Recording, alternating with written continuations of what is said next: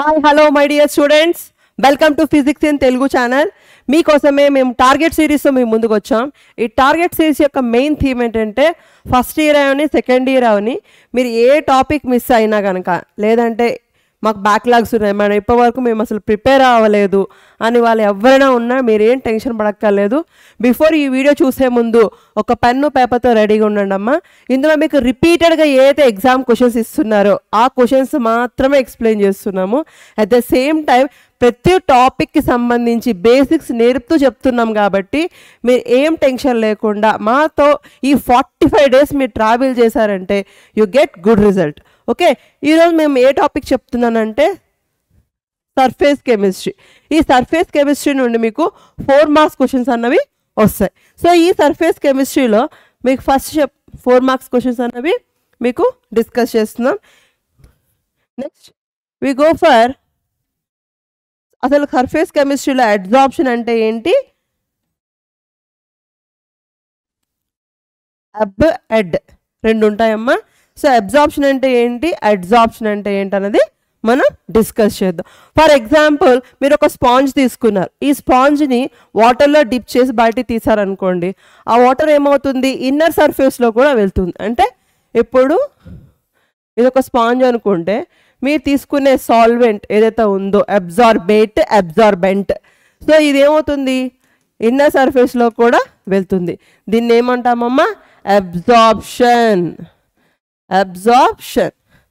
మనకి ఇక్కడ డిస్కస్ చేసేది ఏంటి సర్ఫేస్ కెమిస్ట్రీలో ఏంటి my dear students, adsorption. It is nothing but surface phenomena. For example ఇప్పుడు చూడండి అమ్మా,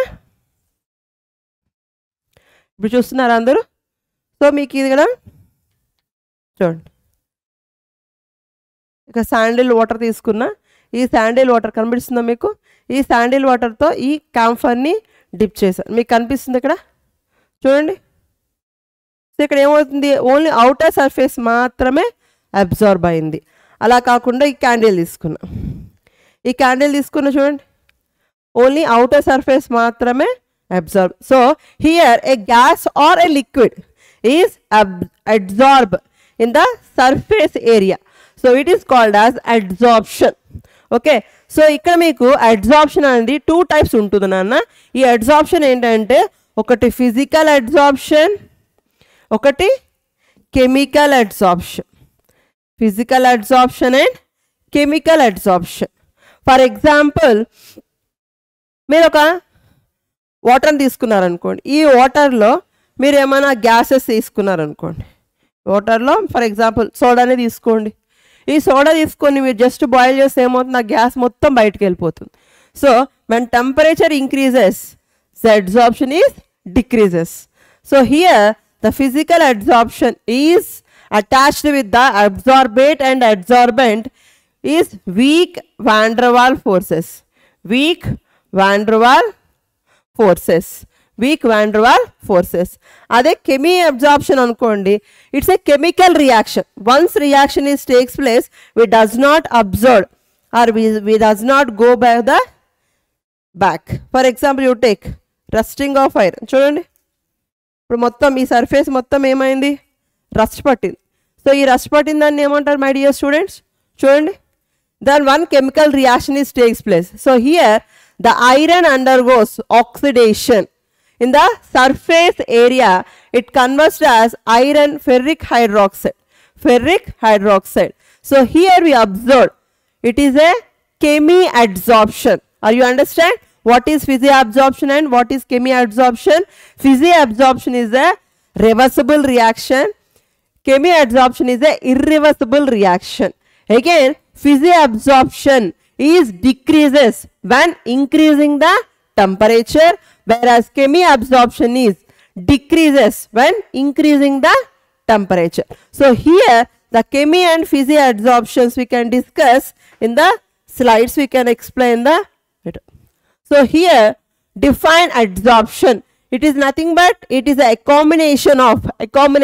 For example మన ఇంటికి ఎవరైనా వచ్చారనుకోండి, వాళ్ళకి మనం అకామిడేషన్ ఇస్తాం.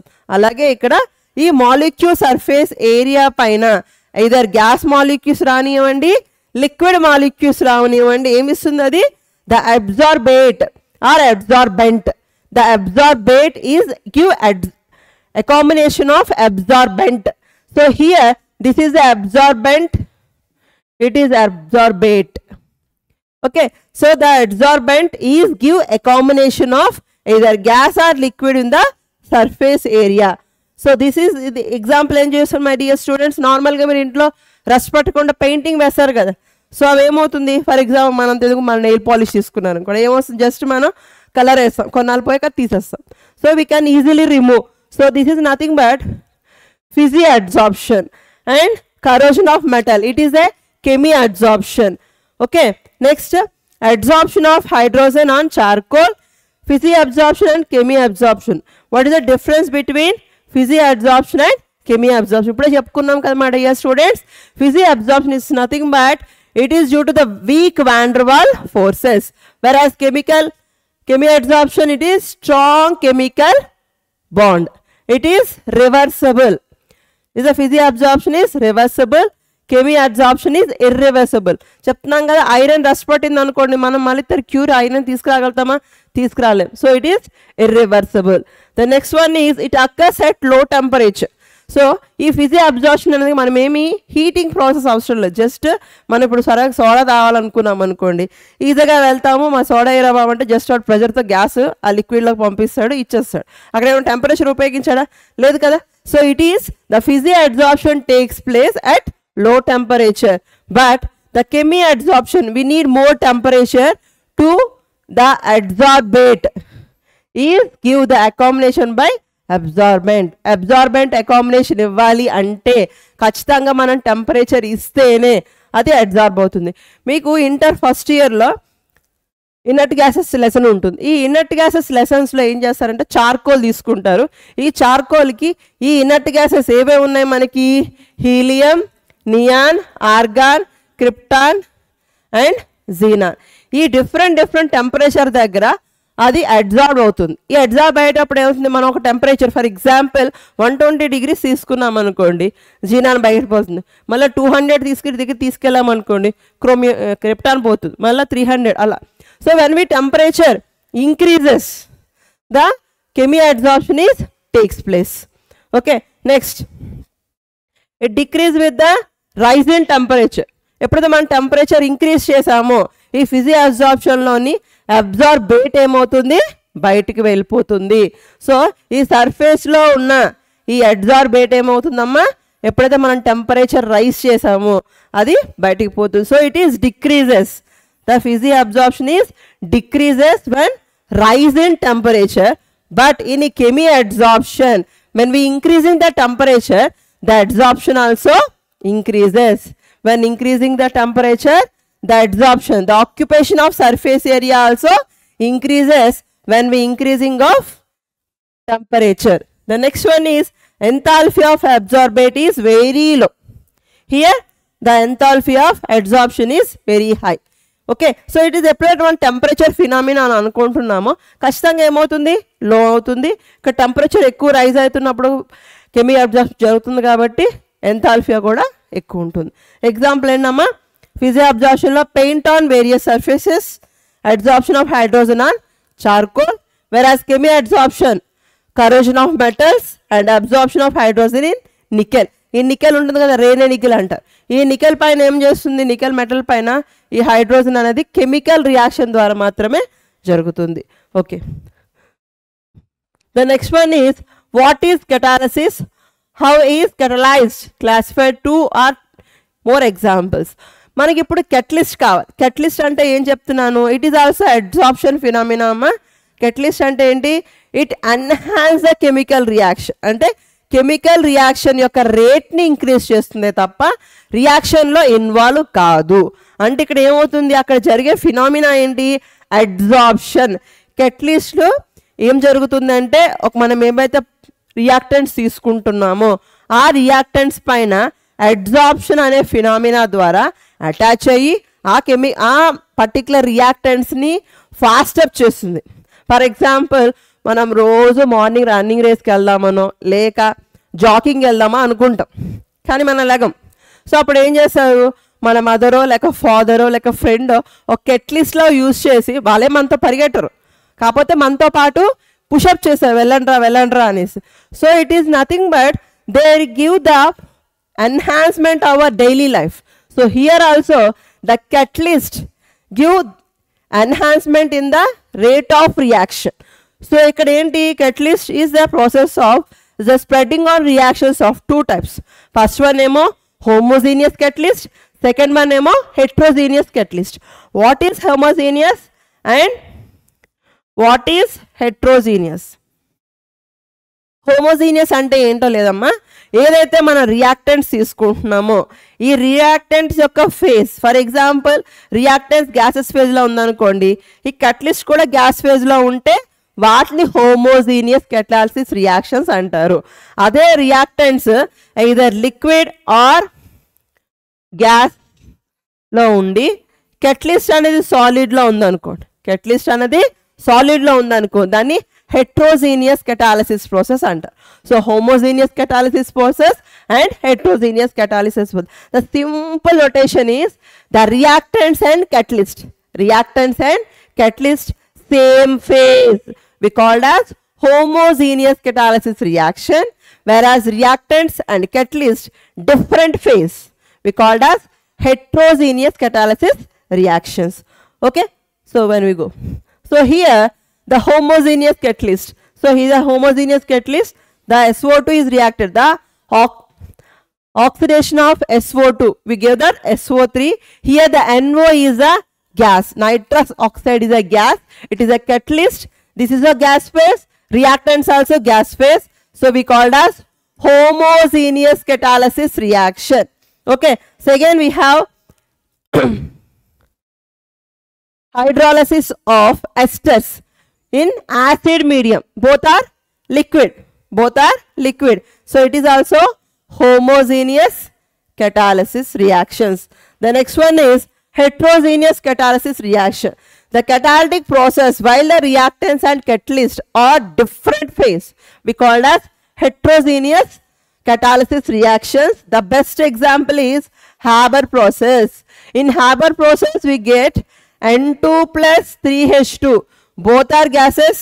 Nitrogen also gas, hydrogen also gas, but the catalyst is iron powder. Iron powder. Why you take only the powder state? Because the iron solid has less surface area compared with the iron powder. Where the powder is nothing but small particles. The total surfaces of area of each iron particle is more compared with the solid of iron. Okay, so that's why the catalysis activity also is more compared with the solid iron. So here we take the iron in powder state, it is also in solid state, whereas gas reactants are different, they are gas in state, so the phase is different. So we call it as heterogeneous catalysis. Okay. Next one is what are emulsions? How they are classified into describe the applications of emulsions. So మీరు రోజు పాలు తాగుతారు కదమ్మా, ఆ పాలే emulsions. ఇక్కడ పాలల్లో ఏముంటుంది, వెన్న ఉంటుంది. ఈ వెన్ననే మనకి ఇక్కడ oil content.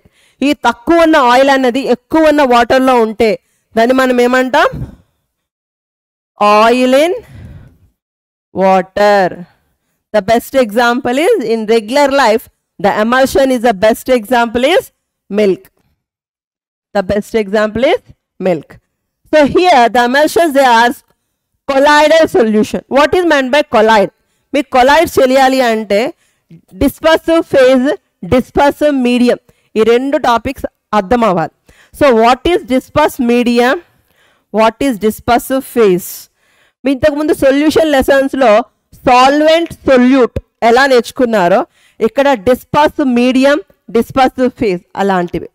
Medium is nothing but, for example I take air, smoke ఉందనుకోండి. So the air is the medium. What are the dust particles we observed? With the foam is comes, the industries we have different smoke is there. In the smoke we have the small dust particles. That dust particles are called as dispersive phase in the air. So the medium is air and the phase particles are dust particles. nothing but carbon you take. The air is a dispersive medium. Dispersive medium. So here the colloid solution is always made up with dispersive medium and dispersive phase. So the dispersive phase is mixed in the dispersive medium. So we have 9 types of colloidal solutions. We have 9 types of colloid solutions. It is nothing but dispersive medium and dispersive phase. Dispersive medium and dispersive phase. So in the dispersive medium is all are solids. The dispersive phase is solid, liquid, gas. These are the 3 types of dispersive mediums.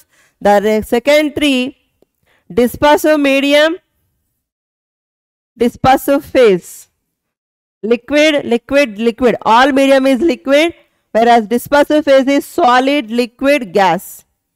Whereas dispersive medium is gas, gas, gas. Whereas dispersive phase is solid, liquid, gas. So మీకు అన్ని అవసరం లేదమ్మా. మీకు ఇప్పుడు emulsion అంటున్నాం కదా. Emulsion is nothing but the dispersive phase and medium both are liquid in state. The dispersive phase and medium are both are liquid in states. We called as emulsions. అదే ఇక్కడ చెప్తున్నారు. These are colloidal solution. The dispersive phase and dispersive medium are liquids. We called as emulsions. ఈ emulsions లో ఏంటంటే water in oil, oil in water. Water in oil, oil in water. So నేను ఇక్కడ 2 చూపిస్తున్నాను నాన్న.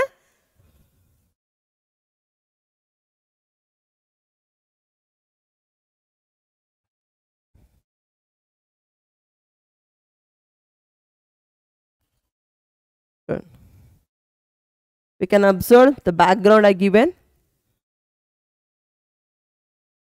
So here we observe the oil in water.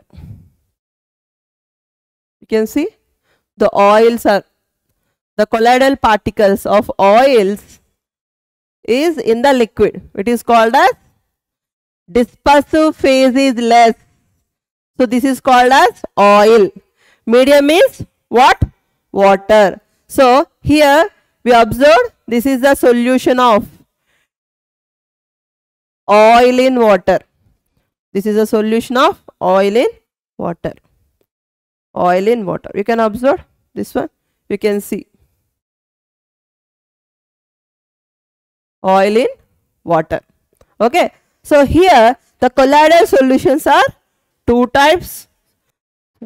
Emulsions are 2 types. One is this oil in water and water in oil. So here the oil dispersed in water. Here the oil is dispersal phase in water. We call as milk, vanish, cream. Next, water is dispersed in oil. The water is the dispersal phase. It is nothing but the water is less. For example, gel chocolates. This type of materials are used in less quantity of water. So here butter and cold creams and cold livers. So here the jelly chocolates also. Okay. So here we observe the colloidal solution is nothing but the dispersive phase and dispersive medium. Both are liquids. We called as emulsions. Okay. Next, applications of emulsions. ఎక్కువగా మనకి ఇవి మెడిసిన్స్లో use చేస్తారు. మనకి మామూలుగా blood తక్కువ ఉన్నా లేక మనం బాడీ వీక్గా ఉన్నా ఇలాంటి టాబ్లెట్స్ అనేవి ఇస్తారు. In medicines B complex tonics, cod liver oil and cleaning actions of soaps. It's oil in the water type. For example ఇప్పుడు వింటర్ సీజన్ కదా, మన పియర్ సోప్ ఉంటుంది. ఆ పియర్ సోప్ వేస్తే ఆయిల్గా అనిపిస్తుంది. సో ఇలాంటివన్నీ మీకు emulsion solutions. Next, milk. Milk is an essential for fat in water. Okay. Next, what is Tyndall effect and Brownian movement? So ఈ Tyndall effect మీకు తెలియాలి అంటే ఇప్పుడు నేను ఆల్రెడీ ఇక్కడ డిస్పర్స్ ఫేజ్ పార్టికల్స్ తీసుకున్నా కదా, ఇక్కడ మీరు ఒక టార్చ్లైట్ వేశారనుకోండి. So we observe the view of the particular colloidal particles move. మీరు ఎక్కువగా ఎప్పుడు అబ్జర్వ్ చేస్తారంటే ఎర్లీ మార్నింగ్స్లో మీరు విండో ఓపెన్ చేస్తే ఒక సన్లైట్లో ఒక పాత్వే వస్తుంది. అప్పటి వరకు ఒక డస్ట్ ఉంటుంది కానీ మీరు చూడలేరు. ఎప్పుడైతే ఈ సన్లైట్ పడుతుందో ఆ వ్యూలో మీకు ఒక డస్ట్ పార్టికల్స్ ఇలా తిరుగుతున్నట్టు కనబడతాయి. లేదు అంటే నైట్ టైం మీరు ఫోన్ టార్చ్ లైట్ వేసినా, నార్మల్గా బ్యాటరీ టార్చ్ లైట్ వేసినా మీకు ఒక కోన్ కనబడుతుంది. ఈ కోన్లో ఏమవుతాయి, అప్పటి వరకు ఉన్న డస్ట్ పార్టికల్స్ అక్కడే ఉంటాయి కానీ ఎప్పుడైతే మనం ఆ లైట్ అనేది ఫోకస్ చేసామో ఈ పార్టికల్స్ ఏమవుతున్నాయి, మూవ్ అవుతున్నట్టు కనబడతాయి. కరెంట్లో లైట్లన్నీ ఆపేసి ఒకరోజు మీరు టార్చ్ లైట్ వేసి అబ్జర్వ్ చేయండి. సో మన మొబైల్ టార్చ్ అయినా ప్రాబ్లమే లేదు. జస్ట్ అన్ని లైట్లు ఆపేసి మీరు చీకట్లో ఒకసారి టార్చ్ చేశారనుకోండి, మీరు ఎక్కడైతే లైటింగ్ ఉంటుందో ఆ లైటింగ్ ప్లేస్లో చిన్న చిన్న పార్టికల్స్ అనేవి మూవ్ అవుతున్నట్టు కనబడతాయి. So it is nothing but the medium is air, the particles are dispersive phase. The medium, dispersive medium is air, the particles are dispersive phase particles. So here the view, a view ఏదైతే మనకి కనబడుతుందో ఈ సొల్యూషన్స్లో, it is nothing but that particles scatter the light. So that effect is called as Tyndall effect. The scattering of light by a colloidal particles. What are the colloidal particles here? Dispersive phase particles is called Tyndall effect. It is observed during the projection of picture. మీరు మామూలుగా మూవీస్కి వెళ్ళారనుకోండి, మూవీస్లో మీకు back side ఒక projection start చేస్తే అది మొత్తం వచ్చి ఆ స్క్రీన్ పైన కనబడుతుంది. ఆ ప్రొజెక్టర్ నుండి వచ్చే వ్యూ ఏదైతే ఉందో that is the air. The particles are the film particles. Here we called as dispersive phase. అది కానీ మనకి డిస్టర్బ్ అయిందనుకోండి, కొన్నిసార్లు మన టీవీ పిక్చర్లో మొహాలు అటు ఇటు కనబడుతూ ఉంటాయి. It is nothing but the phase particles that does not match in that same positions. Okay, so here during the projection of picture in cinema halls, it is during the scattering of light, dust and smoke particles. This Tyndall effect is observed only when the following two conditions are satisfied. ఎలా ఉండాలంటమ్మా, first particle చూడండి, the diameter of dispersed particles should be smaller than the wavelength of light. ఖచ్చితంగా wavelength యొక్క light కంటే వీటి యొక్క wavelength తక్కువగా ఉండాలి. The second condition is the refractive index of a dispersive phase and dispersive medium should be differ greaterly in the magnitude. ఏంటి madam refractive index అని అంటే మనం బ్రాగ్స్ ఈక్వేషన్ చదువుకుంటాం. సో మీకు ఇక్కడ స్కాటర్ అయ్యే లైట్ అన్నది మీకు ఖచ్చితంగా ఎలా ఉండాలి, the refractive index of the dispersive phase and dispersive medium should be differ greaterly in the magnitude. Okay, are you understand my dear students? What is colloidal solution? It is nothing but Tyndall effect. Next one is Brownian momentum. ఇది జనరల్గా మీరు మనకి ఆకాశంలో నక్షత్రాలు కనబడడం కానీ లేదు అంటే మనకి రాసులు అంటారు కదా, 12 రాసులు ఉంటాయి అనేసి. సో ఇక్కడ ఏంటంటే మన లైఫ్ స్టైల్లో ఉండే ఆ నక్షత్రాలు ఏవైతే ఉన్నాయో అవన్నీ ఒక మూమెంట్లో ఒక జిగ్జాగ్ అరేంజ్మెంట్లో అరేంజ్ అయ్యి మనకి ధనస్సు అని, స్కార్పియో అని, లేక లైన్ ఫేస్ ఉంటే దాని సింహం అని, ఇట్లా ఒక డిఫరెంట్ వ్యూ అన్నది మనకు కనిపిస్తుంది. మీరు బిర్లా ప్లానటోరియంలోకి వెళ్తే మనకి లైట్సే ఇక్కడ మన ఇలా ప్రొజెక్టర్ షో చేస్తాడు అనమాట. అంటే ఏం లేదు, అక్కడ ఉన్న పార్టికల్స్ ఏవైతే ఉన్నాయో ఆ పార్టికల్స్ ఆ పర్టికులర్ టైంలో they give the view. It is nothing but the dispersive phase particles are move in zigzag arrangement. ఆ అరేంజ్మెంటే ఒక్కొక్క నక్షత్రం వాళ్ళకి ఒక్కొక్కటి ఉంటుంది. దాన్నే మనం స్కార్పియో అనో లైన్ అనో ఇలా చెప్తాము. Just I give the small example for that. Okay, so here the zigzag arrangement of colloidal particles we called as Brownian momentum. Okay, are you understand my dear students? Thank you very much. మీరు రెగ్యులర్గా మా 45 series 45 days మాతో travel చేస్తే కనుక మీకు ఖచ్చితంగా మంచి marks వస్తాయమ్మా. So all the best my dear student. Thank you.